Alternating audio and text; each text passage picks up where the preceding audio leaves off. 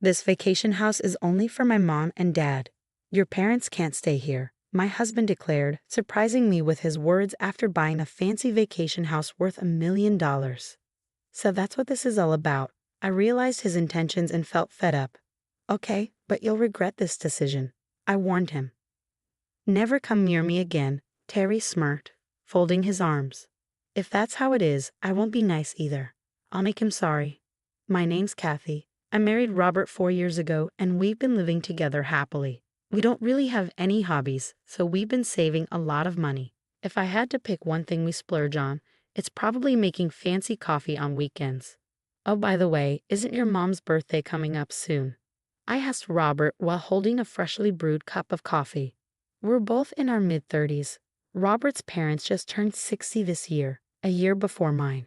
What if we give them a spa getaway as a birthday gift?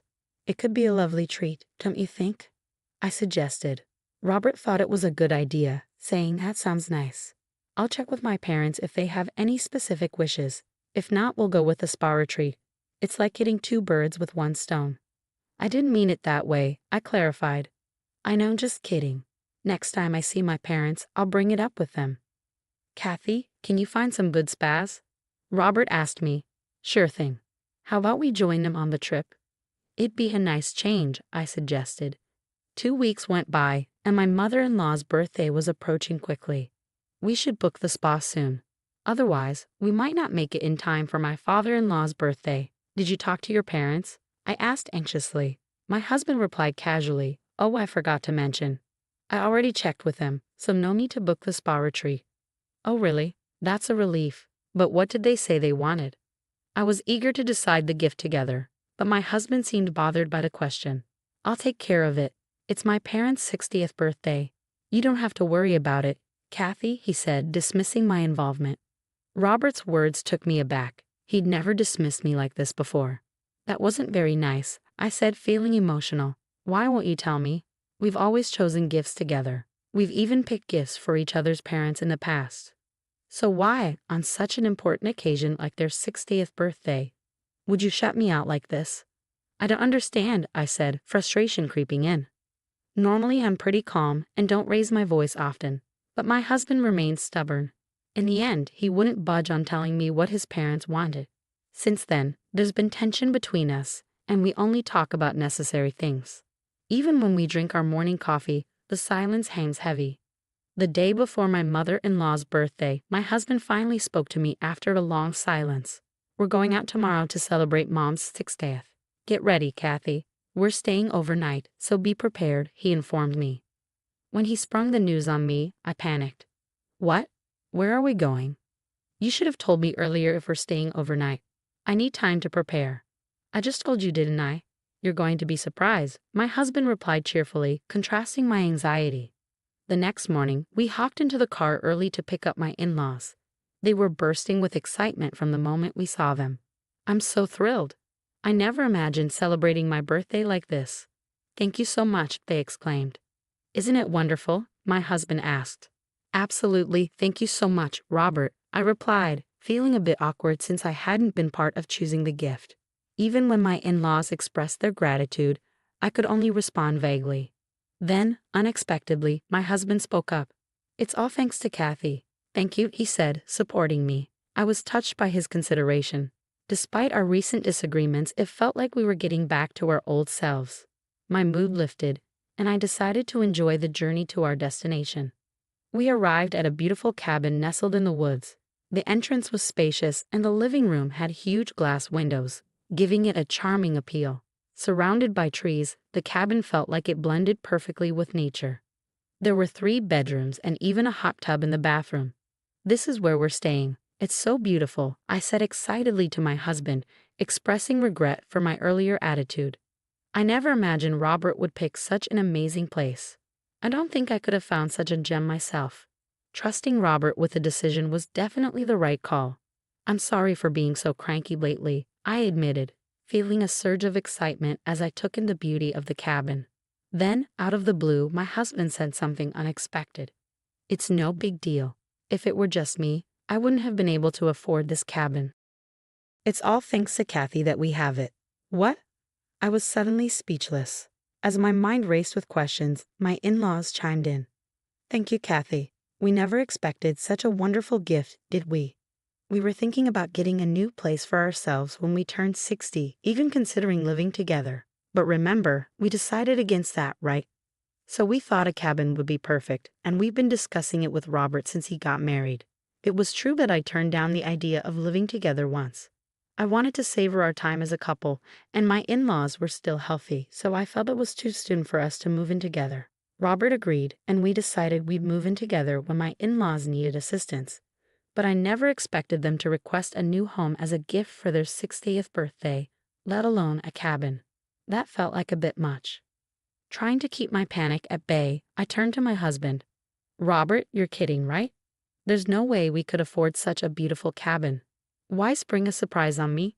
It's your mom's birthday. The surprise should be for her. It's not a joke. We really bought this cabin, my husband replied. Everything seemed to blur before my eyes.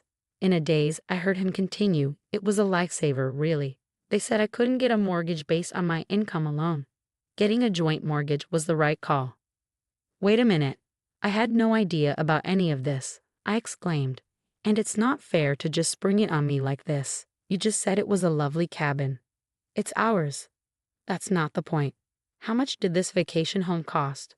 I vented my frustration at him, and he dropped a bombshell. $1 million. What? $1 million? And you spent it on my parents' 60th birthday? I couldn't believe it. The amount was staggering, leaving me reeling. To make matters worse, my husband revealed another shocking fact. We couldn't get a loan for $1 million property in both our names, so I used all our savings since we got married, the joint account, as a down payment, he admitted. What? At this point, I was beyond shocked and simply speechless. How could he make such a selfish decision without even consulting me? I couldn't comprehend it at all. Despite my disbelief, my husband continued casually, Well, it's done now. There's no going back. And I did take your preference of not living together into account, didn't I? With this vacation home, we can do whatever we want. Our vacations will be even better, right? His nonchalant attitude was incredibly frustrating. But now that it's done, there's no going back, Robert said, echoing my own thoughts. The vacation home was undeniably beautiful, and it would certainly enhance our holiday experiences. Fine, it's already done, so there's no point dwelling on it. But you should have at least talked to me about it, I said with a sigh. Surprisingly, my husband's mood lifted, and he chuckled. You're right, I should have consulted you. I'm sorry. I wanted it to be a surprise for you too, Kathy. You're something else. Learning that Robert had taken out a joint mortgage without telling me, even using our shared savings, was a shock. Let's just accept it and see it as a good investment, I decided. With that resolution, I chose to enjoy the lavish celebration for my mother-in-law's birthday and our 2-day stay at the villa. As I brewed a cup of coffee, I found myself lost in memories of our time at the villa. Despite the initial shock, it truly was a magnificent place. The wood-burning stove in the living room especially stood out, promising cozy winter evenings. Feeling content, I turned to Robert. Hey, when can we go back to the villa? I want to pick out some new dishes for it. Yeah, I'll ask my parents about it, he replied. Can't we just go by ourselves? I suggested. Technically, the villa is in our names, even though it was a gift for my parents' 60th anniversary. It wouldn't be right if they already had plans, would it? A sense of unease crept over me. Despite being in our names, I worried that practically it might end up being more like my in-laws' property. Thinking fast, I proposed, since it's our villa, can't we invite my parents to join us too? Yeah, if they're free, he replied vaguely, but at least he didn't outright refuse.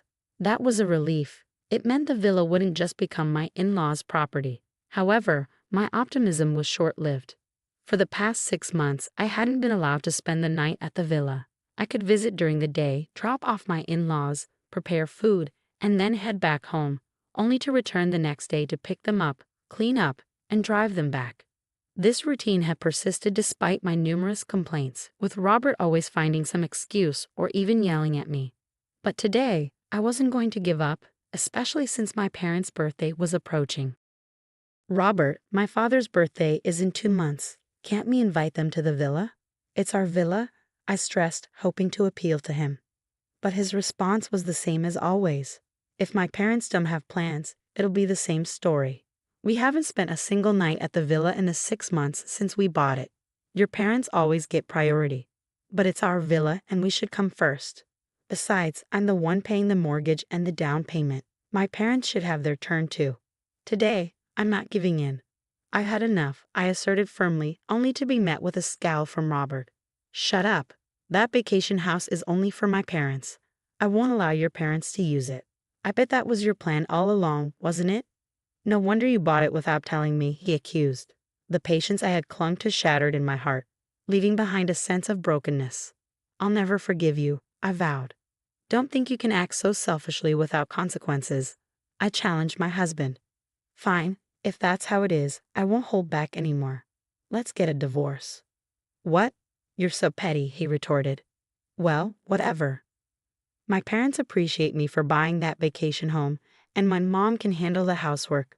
I'll be just fine without you. And if we're divorcing, I won't let you near that vacation house.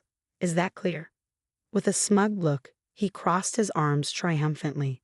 I felt foolish for falling for his smooth words, but it was too late for regrets. All that remained was to seek my revenge. In a low voice, I pressed my husband.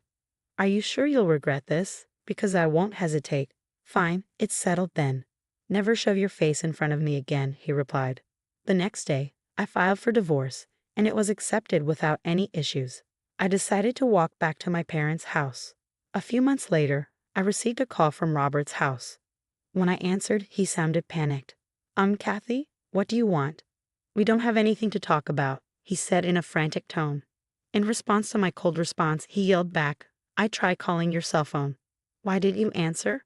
Some person claiming to be your lawyer showed up at my house today. This is what you wanted, isn't it? Can you explain it to me properly? Don't you understand? I replied calmly. What's there to understand? He snapped back.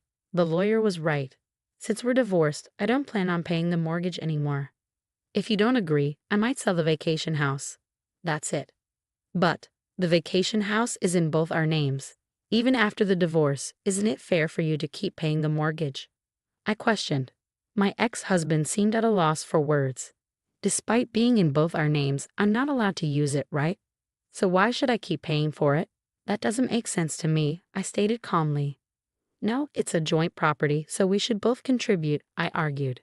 This conversation isn't going anywhere. That's why I consulted a lawyer. If you're going to stick to your stance, I'm ending this call. If you need anything else, talk to my lawyer. I don't have time to deal with this unreasonable behavior. I have my own affairs to attend to. Wait, hold on.